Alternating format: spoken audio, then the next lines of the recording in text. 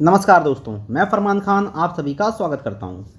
तो दोस्तों, किसी भी कॉम्प्लेक्स स्ट्रक्चर को चलाने के लिए नियमों की आवश्यकता होती है। अब वो कॉम्प्लेक्स स्ट्रक्चर हमारा समाज भी हो सकता है और कंप्यूटर की दुनिया का नेटवर्क भी। हाँ, कंप्यूटर की दुनिया में इसे हम नियमों की जगह पर प्रोटोकॉल्स के नाम से जानते हैं और यहाँ पर कई अलग अलग तरह के नियम हैं। तो दोस्तों, आज हम बात करने वाले इन नियमों में से कुछ चुनिंदा नियम या प्रोटोकॉल्स जिनका इस्तेमाल ईमेल के दौरान किया जाता है। तो बिना वक्त गवाए शुरू करते हैं हम हमारी इस अमेजिंग सी वीडियो को।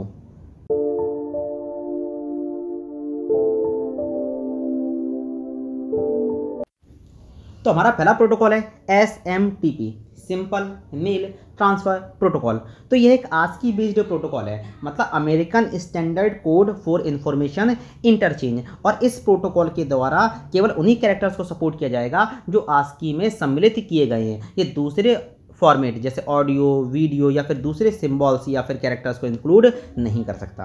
अब SMTP काम कैसे करता है, तो इसे समझने से पहले हम एक बात और समझेंगे कि यह कनेक्शन ओरिएंटेड प्रोटोकॉल है।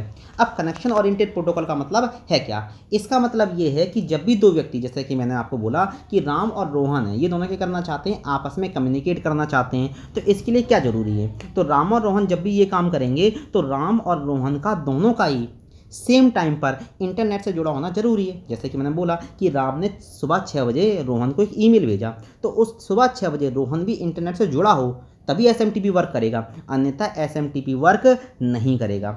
इसका एक सॉल्यूशन है जो मैं आगे बताऊंगा, लेकिन अभी हम क्या मान रहे हैं कि आपका राम और रोहन तभी ईमेल भेज पाएंगे जब दोनों ही सेम टाइम पर इंटरनेट से जुड़े हुए हैं। तो ये क्या बता रहा है कि ये कनेक्शन ओरिएंटेड प्रोटोकॉल है। अब हमने मान लिया कि हमारा कनेक्शन बना हुआ है। अब SMTP काम कैसे करेगा? तो हमने बताया हुआ है कि यहाँ पर एक सेंडर होगा और एक रिसीवर है, और जो कि आपस में कनेक्टेड हैं। अब ईमेल भेजना है, तो ईमेल भेजने के लिए क्या होगा कि हमारा जो सेंडर होगा वो वर्क करेगा एज अ क्लाइंट, और हमारा जो रिसीवर होगा वो वर्क करेगा एज अ सर्वर। और इंटरनेट की दुनिया में ये बात सर्वविदित है कि क्लाइंट हमेशा सर्वर को एक रिक्वेस्ट भेजता है इस बात को इंश्योर करने के लिए कि सर्वर काम करने के लिए तैयार है या नहीं। तो यहाँ पर भी सेंडर जो कि क्लाइंट है एक रिक्वेस्ट सेंड करेगा, किसको? रिसीवर को, इस बात को जांचने के लिए कि वो ईमेल रिसीव करने के लिए प्रिपेयर है या नहीं। यदि वो प्रिपेयर होगा तो ईमेल भेजने की प्रक्रिया आगे बढ़ाई जाएगी, अन्यथा एरर मैसेज दे दिया जाएगा।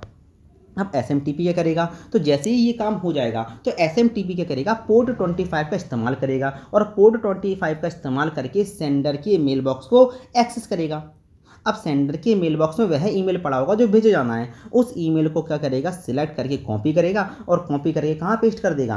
रिसीवर के मेल बॉक्स में पेस्ट कर देगा। और इससे हम क्या देख रहे हैं कि जो ईमेल सेंडर भेजना चाहता था वो ईमेल कहाँ आ चुका है? रिसीवर के मेल बॉक्स में आ चुका है। मतलब हमारा मेल ट्रांसफ़र करने की प्रक्रिया पूरी हो गई है।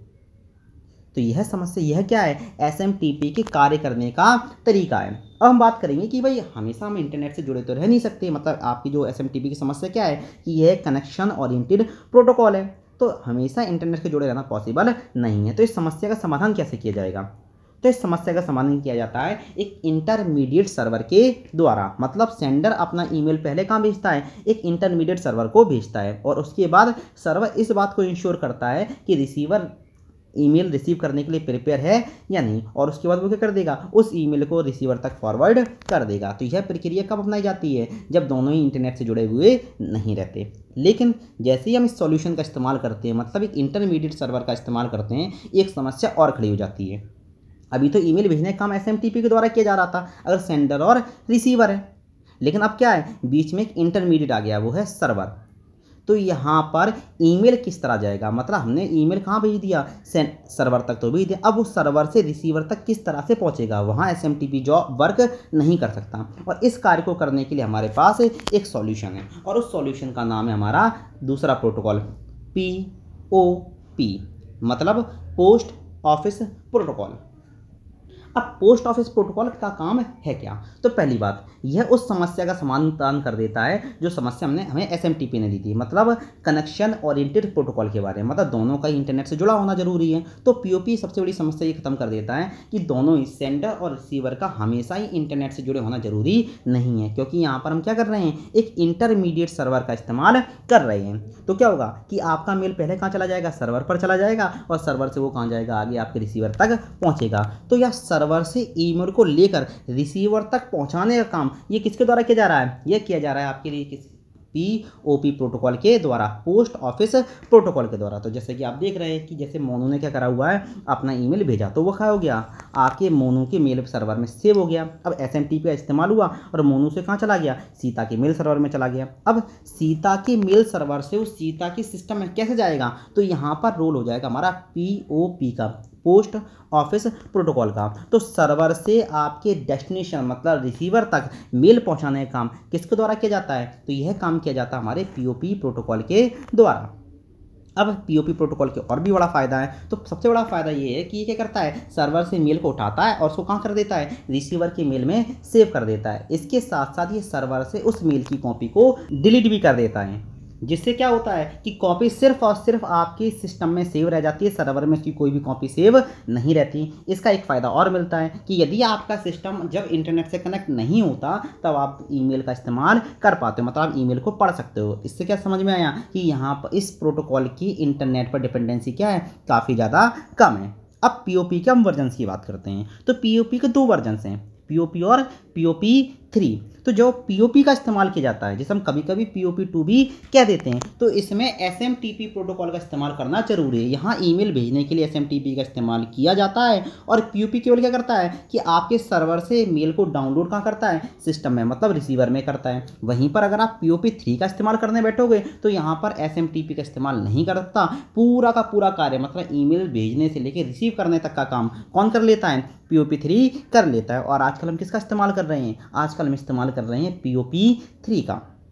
अब POP के द्वारा कौन से पोर्ट आपके पोर्ट इस्तेमाल में लाए जाते हैं, पोर्ट बड़े इंपॉर्टेंट हैं। अगर आप पोर्ट नहीं समझोगे तो गलती हो जाए, एग्जाम में पूछे जाते हैं। तो यहाँ पोर्ट इस्तेमाल किया जाता है पोर्ट 110 और पोर्ट 995 का। तो पोर्ट 110 क्या है, आपका जो कनेक्शन क्रिएट करता है वो सिक्योर कनेक्शन नहीं होता, जबकि पोर्ट 995 क्या करेगा, एक सिक्योर कनेक्शन इस्टेब्लिश करेगा। अब इस प्रोटोकॉल में भी क्या है, अपनी कुछ कमियां हैं। जैसे कि क्या है कि POP क्या करता है, केवल एक ही मेल बॉक्स को मैनेज कर पाता है। मतलब अगर आपके सिस्टम में केवल एक से अधिक मेल बॉक्स खुले हुए हैं तो POP वहां पर वर्क नहीं कर पाएगा। जैसे कि हम देख रहे हैं कि आजकल हर व्यक्ति के पास कई सारे मेल बॉक्स है, उसकी कई सारी ID हैं। तो इतनी सारी IDs को मैनेज करना POP के बस में नहीं है। तो यहाँ पर एक नया प्रोटोकॉल इंट्रोड्यूस किया गया और उस प्रोटोकॉल का नाम है हमारा IMAP, internet message access protocol.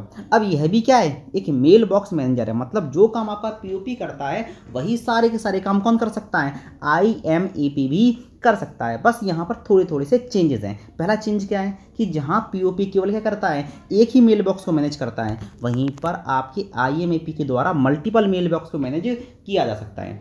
दूसरी बात, आपका IMAP एक सर्वर बेस्ड प्रोटोकॉल है। मतलब ये क्या करता है, आपकी ईमेल को सर्वर से सिस्टम में कॉपी नहीं करता। ये करता है केवल उसी मेल को आपके एक्सेस करता है जो क्या करा जा रहा है, पढ़ा जा रहा है। इससे क्या होगा, इंटरनेट पर इसकी डिपेंडेंसी कम हो जाती है। अब इसका एक फ़ायदा और है।